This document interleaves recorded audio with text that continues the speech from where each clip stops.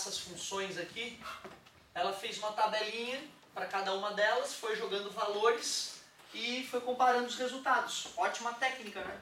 Certo? Eu acho que ela é muito mais acessível nesse começo para o aluno fazer as tabelinhas e comparar os valores do que ele já ter o cacuete, descrever as funções e igualar as funções, né? Isso é uma coisinha que a gente vai treinando depois com calma.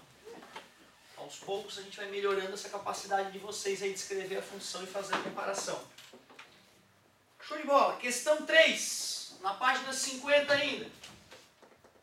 Uma função linear f de RR, função definida nos reais, é tal que f de 3 é igual a 2, determine o valor de f de 12. Determine o valor de f de 12.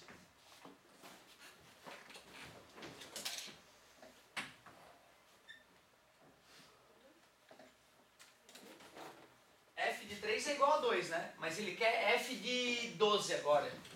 E ele falou que é uma função linear. Esse é o segredo, a função é linear. Y é igual a x mais b, função linear. É linear? Se b for igual a 0. Então a função linear ela tem essa cara aqui, não é?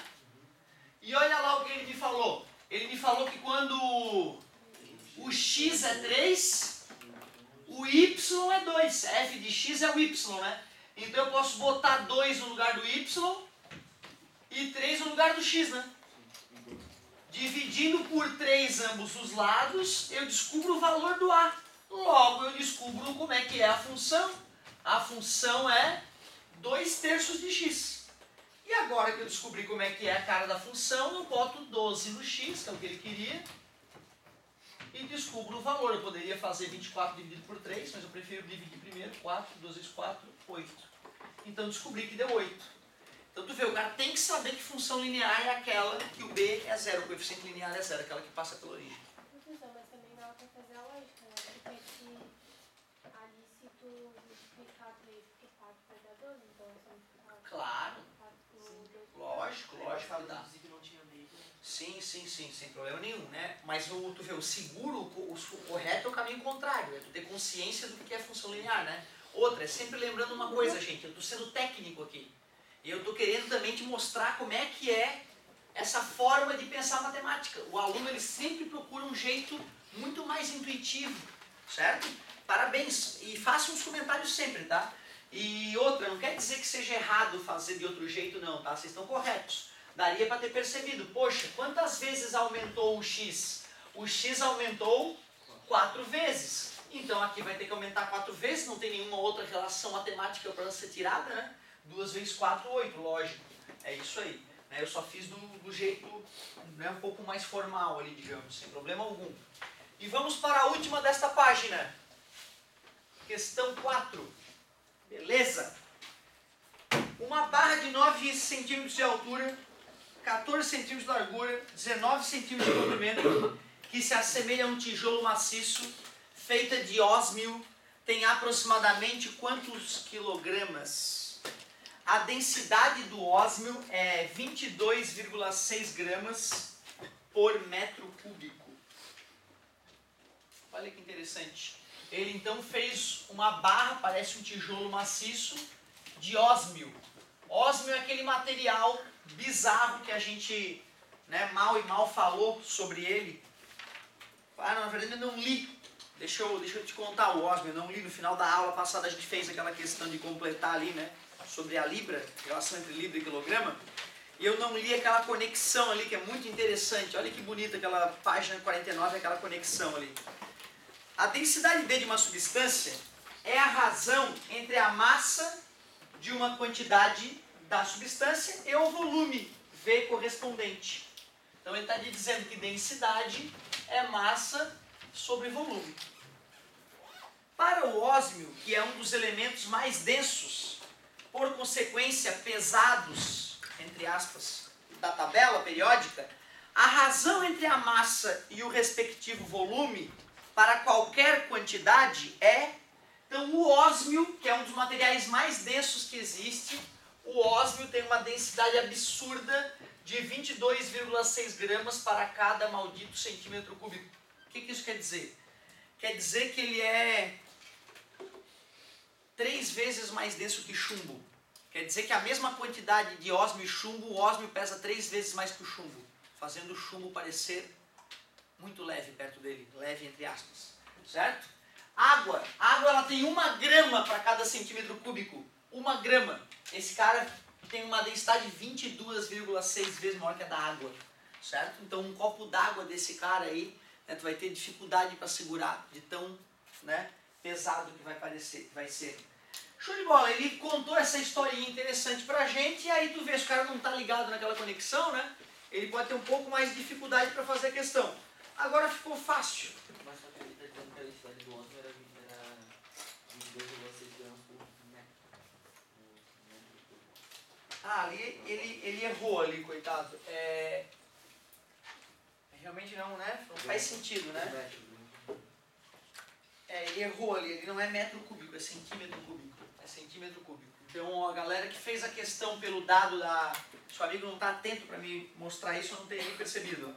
Ele colocou a densidade por metro cúbico. Aí, pelo amor de Deus, aí seria um dos materiais menos densos, né, que existe, não um material mais denso que existe. Então, realmente, ó, teria que fazer com centímetro cúbico mesmo.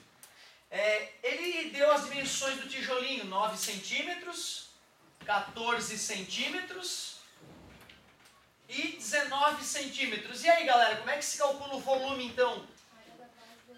A área da base vezes a altura, falamos sobre isso na questão da piscina, né? A área da base vai ser 9 vezes 19, pode ser? Lado vezes lado, né? E eu vou calcular a área do chãozinho. Vezes a altura, que é 14. Alguém fez essa multiplicaçãozinha, por favor? Fizeram? Não fizeram? Não tem problema nenhum, não tem problema nenhum. Só para não perder tempo, né? Porque eu queria corrigir o máximo possível, eu só tenho mais 15 minutos. 9, 19 e 14 multiplicou 2.394 centímetros cúbicos. Como é que eu finalizo, galerinha? Isso, para ficar chique, eu vou pegar a função densidade, que é massa sobre volume. Eu tenho o volume e tenho o valor da densidade, quero achar a massa, é isso? 22,6 é igual a massa sobre 2.394. Multiplicando ambos os lados por 2.394, eu obtenho a massa. Como é centímetro cúbico multiplicado por grama por centímetro cúbico, vai sobrar em gramas a resposta, né? 22,6 multiplica 54.104,4 gramas. Ele pediu em gramas ou em quilogramas? Quilogramas, então eu vou ali vou fazer 1, 2, 3. A massa é igual a 54,1044 quilogramas. Não era obrigatório, óbvio, copiar todas essas casas após a vírgula. Cara, tu vê, um tijolinho pequenininho, cara, um tijolinho similar a pesa 54 quilos, pesa que nem uma saca de cimento. É assustador, cara, coisa realmente não é... Como nós não estamos habituados a materiais com essa densidade, seria espantoso. Parecia que tem alguma sacanagem aqui, tá colado no chão, tem alguma... E não, é porque é ósmio, cara. E tu viu que bonito a cara do material in natura ali, que bonito, aqueles cristais de ósmio ali, ó. Parece piada, né? A gente se encontra onde, professor? Aí é que tá, onde é que tem mina de ósmio? Eles são raros, esses materiais aí, né? Esses materiais com densidades maiores que a do ferro, eles são raros. Pela forma como eles foram gerados pelas estrelas, né? Então eu não sei te falar onde é que tem mina de ósmio, não. Talvez o professor de geografia saiba, mas não é garantido também, né? Tem tantos minérios aí para saber onde é que estão. Muito bem! Pode falar um pouquinho. Sabe, quando vai fazendo, ele é utilizado para aqui, assim. Cara, ele tem várias aplicações interessantes, cara. Ele tem uma série de aplicações, inclusive em eletrônica. Uma coisa interessante também que tu tá falando, cara, porque assim, ó,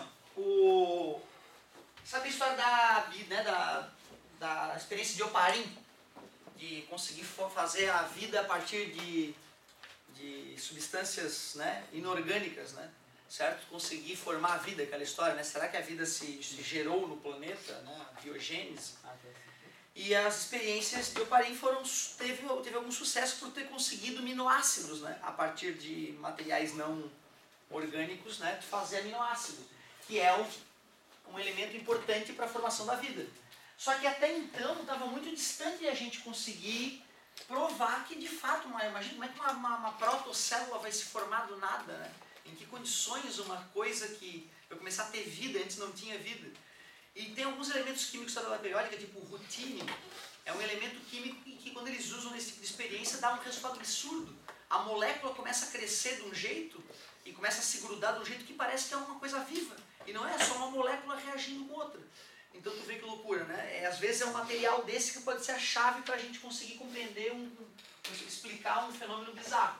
E hoje nós estamos super avançados nessa experiência, cara. Nós estamos quase fazendo célula a partir do nada em laboratório, misturando os elementos certos na temperatura certa, na pressão certa. Muito doido. Ô galerinha, página 51. Gráficos definidos por mais de uma sentença. Uma pessoa, ao iniciar exercício em uma esteira, parte do repouso e vai aumentando a velocidade. 0,5 km por hora a cada minuto, durante 20 minutos. Depois disso, permanece nessa velocidade durante 15 minutos. E então reduz a velocidade em 1 km por hora a cada minuto até parar a esteira. Ó, chata. Como se pode representar o gráfico? No gráfico, toda a descrição do exercício que foi realizado na esteira. Vocês já tinham o gráfico, o plano cartesiano prontinho, né? A velocidade em quilômetros por hora. 1, 2, 3, 4, 5. Ele colocou o 10 ali para vocês. 1, 2, 3, 4. 1, 2, 3, 4. Tinha o 20. 35 e 45. Tudo prontinho, hein? Então era só raciocinar um pouquinho e representar. Como é que vai ser, hein? E aí? Eu faço. Quero saber tudo. Como é que faz? Parte do zero vai subindo até 10. Por quê? Isso eu quero saber. Por que até 10? Porque 0,5 cada 20 minutos. A 0,5 a cada minuto. Vezes 20 minutos dá 10. Entendi. Então o 20 e o 10 estão conectados. Era uma função linear. Show de bola. Depois. É que permanece 15 estabiliza. Até quanto? Ah, então tá. É até 15. 20 mais 15 deu os 35. Beleza.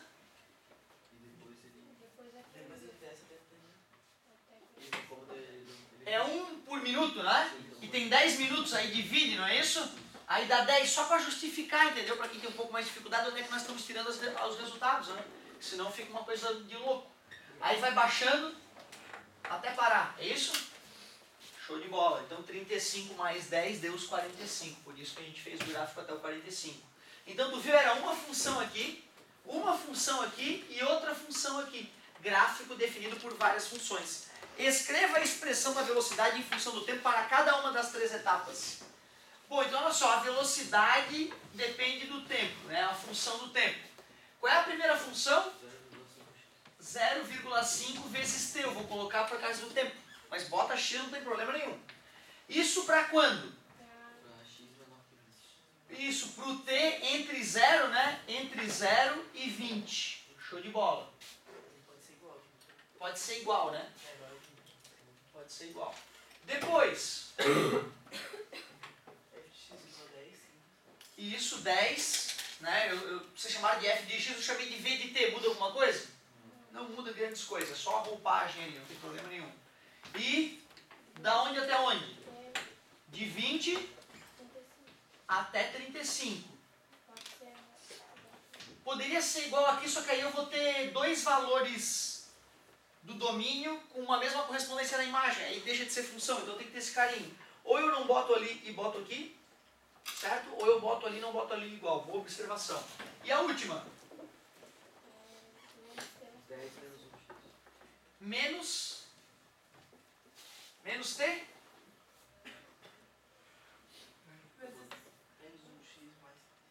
Isso, na verdade é o seguinte, ó, cuidado, o tempo ali, ó, o tempo aqui vai de 35 a 45, né? Se eu botar só menos t porque está decrescendo 1 para 1, não fecha.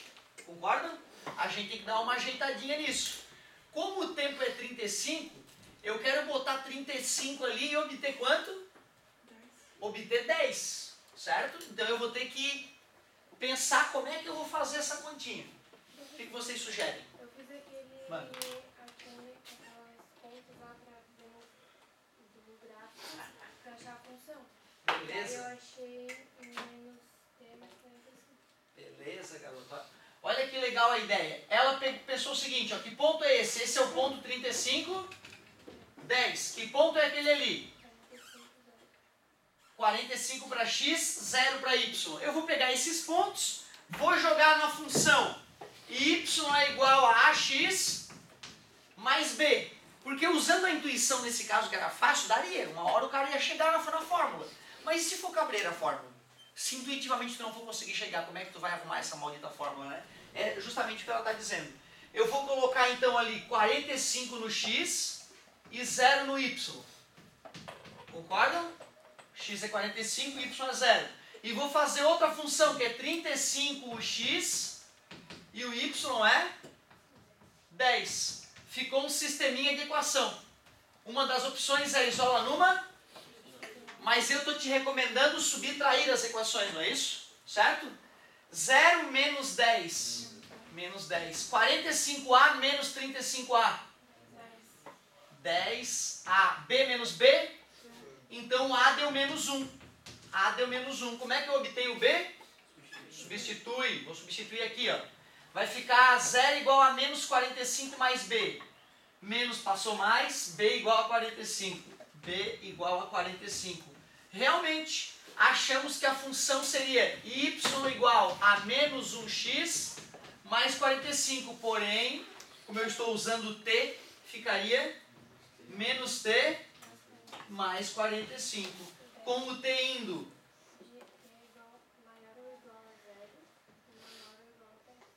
aí é que tá, né? Essa parte só vale para a parte final, concorda comigo? Então eu tenho que ter esse cuidado de usar só aqueles números da parte final. Certo? Então tu vê que bonita que ficou a função. Certo? Isso é uma função, cara. Né? É uma função definida por várias sentenças. Então tu vê, apesar de a matemática ter lá a função de primeiro grau, né? Na prática, na vida, às vezes o cara tem que usar várias funções de primeiro grau para poder representar um fenômenozinho. Mas o isso não pode ser negativo.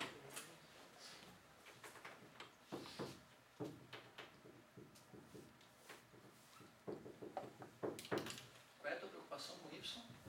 Eu botei que não podia ser negativo, não sei se... Não, mas aí é que tá, né? É que assim, a gente se preocupa com o domínio da função, não com a imagem, já percebeu? Quando a gente vai escrever uma função, a gente não fica dizendo, ó, a imagem é tal. Porque se a gente já falou do domínio, se a função estiver correta, isso expressa a imagem. Ou seja, quando nós tivermos a preocupação de definir os tempos adequados, se essas funções expressam a verdade, com certeza não vai ficar negativa, ela vai ter que subir, vai seguir, e depois, certo? Beleza? O que tu escreveu não tem nada demais, tu só botou uma informação a mais. Sim, não te preocupa com isso, tá? Tu escreveu algo verdadeiro. Só não era obrigatório ser dito, certo? Gostei de ver, muito bom. E tem mais uma ali, hein? Pois não. Eu não entendi por que eu não podia colocar no segundo que o t era menor Por que eu não posso fazer isso? Na verdade, assim, ó, eu faria isso aí, ó. Certo? Por que eu não gostaria de fazer isso? Nesta função acabou coincidindo que os dois dão 10, certo?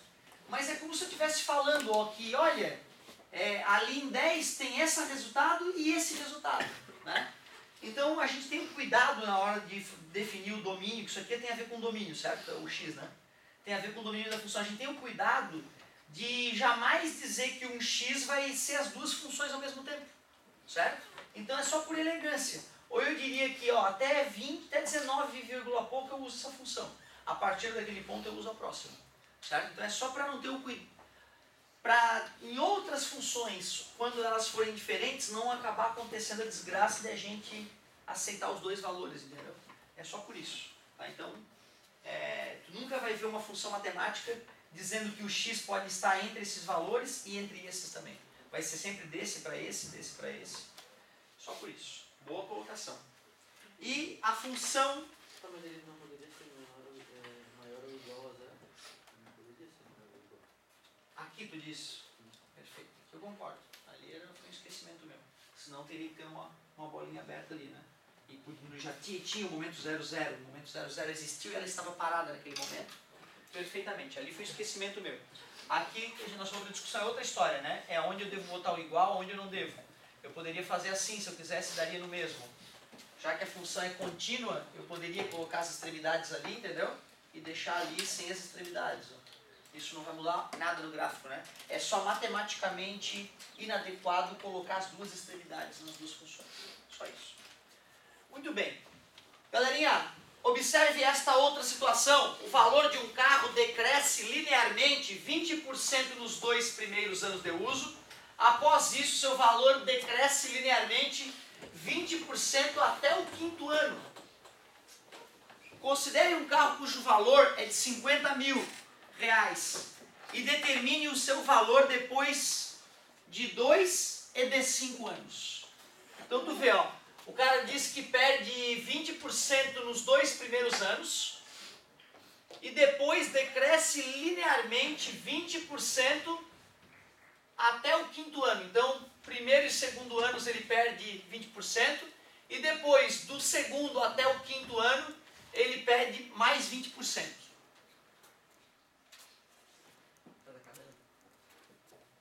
Não, 20% nesses últimos 3 anos.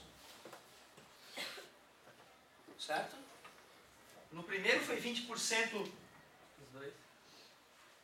20% nos 2 primeiros anos. 20% nos 2 primeiros anos. Após isso, o valor decresce linearmente 20% até o 5º ano. Então, até o 5º ano, ele perdeu mais 20% do que ele já tinha. Primeiro passo é calcular quanto foi, né? Era 50 mil, não é isso? Vezes 20%, não é assim que se calcula uma porcentagem?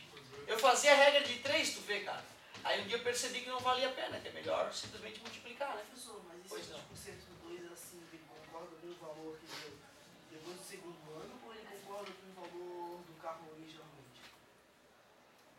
Um carro, o valor que ele tinha. Desvalorizar é perder o valor que ele tem a partir daquele momento, né? Então, olha só. Desvalorizou 10 mil. Como era 50 mil, né? 2 anos depois, o carro já custa 40 mil. Beleza. Que é uma das perguntas que ele faz, né? Certo? Após isso, determine o valor do carro em 2 anos. Então aqui, ó, após 2 anos, 40 mil.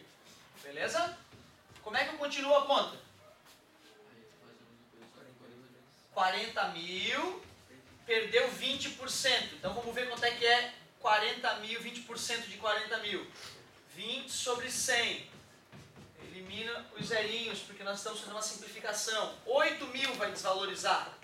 Como era 40 mil menos 8 mil que desvalorizou, então fica 32 mil reais